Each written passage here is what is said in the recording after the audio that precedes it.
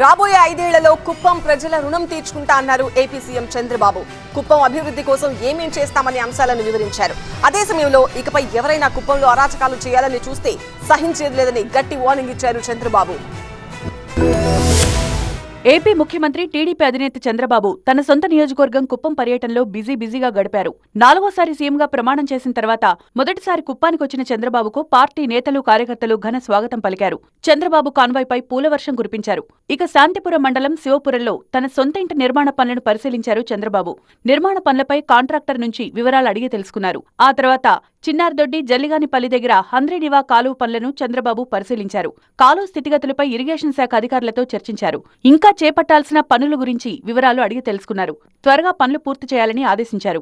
అనంతరం కుప్పంలో ఏర్పాటు చేసిన సభలో మాట్లాడిన చంద్రబాబు రాబోయే 5 ఏళ్లలో కుప్పం ప్రజల రుణం తీర్చుకుంటారని తెలిపారు. కుప్పంలో కేజీఎఫ్ ను మరిపించేలా దోపిడీ జరిగిందని ఆరోపించారు. ఇకపై ఎవరైనా కుప్పంలో రౌడీయిజం చేస్తే అదే వారికి చివరి రోజు అవుతుందని హెచ్చరించారు. కుప్పాన్ని మోడల్ మున్సిపాలిటీగా చేస్తానన్నారు. హంద్రీనివా నీటితో కుప్పంలోని చెరువులను నింపుతామన్నారు. కుప్పంలో విమానాశ్రయం తీసుకొస్తామని, వ్యవసాయ ఉత్పత్తులను ఎగుమతి చేసేందుకు అవకాశం కల్పిస్తామన్నారు. బహిరంగ సభ తర్వాత పార్టీ నేతలతో సమావేశమయ్యారు చంద్రబాబు.